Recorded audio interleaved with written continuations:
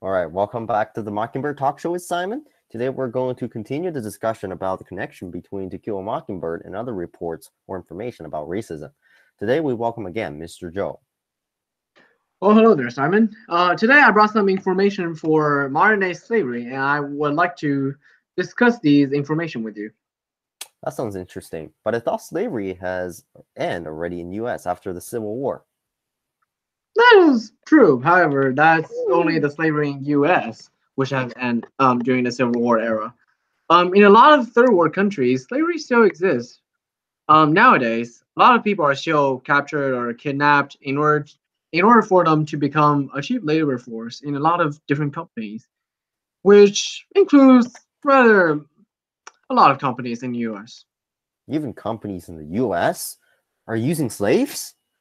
What? Well, not directly, but some of their subsidiaries are using slaves in order to gain cheap raw materials.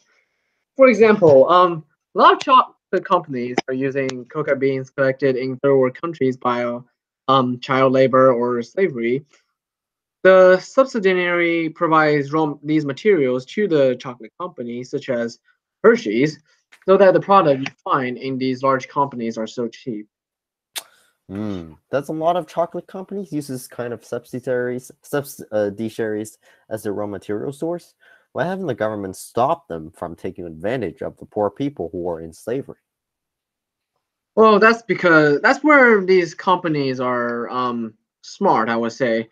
They will claim that the subsidiaries are not part of the companies, even there are convincing evidence that these subsidiaries are related to slavery.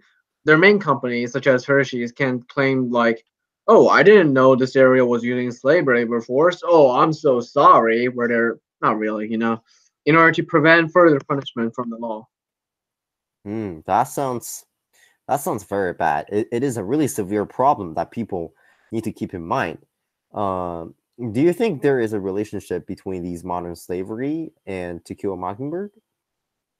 Currently, there is a connection between this problem and Harper To Kill a Mockingbird. In the book, the main theme is the prejudice that people have towards others, where they assume that one can somehow be lower than them only by their appearance. It is rather the same way in modern day slavery, or in fact, in all slavery, where people decide to make others as slaves because one believes that that the one they're making as slaves are less than a human and deserve to be treated less than a human in order for them to be able to treat one as only as a cheap source of labor force. Hmm, that does make sense. It is only if one believes that he or she is somehow superior than others, it is more reasonable for them to perform actions that we believe are inhuman. True. This situation does not exist only in the chocolate industry or food production. In fact, a lot of industry use cheap labor force and make people work in what we call a sweatshop. I mean, who cares about how others are being treated when they can be used to make more money for the company, right? That's a very common idea that people have sometimes. But a lot of people defend this action as these workers are unable to handle jobs that need more skills. Well, people can argue with all kind of reasoning, but that does not necessarily mean that what they're arguing for is absolutely right.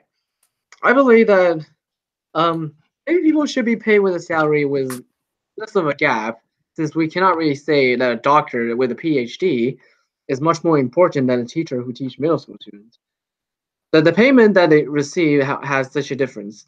People should not be classified by their race or job or appearance, but be valued with more regard. That's right. I totally agree with your point, Mr. Zhao.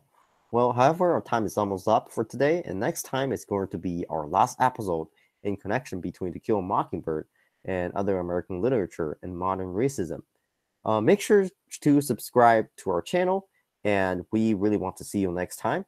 Hope you really like it. Thank you, Mr. Zhao. Thank you very much.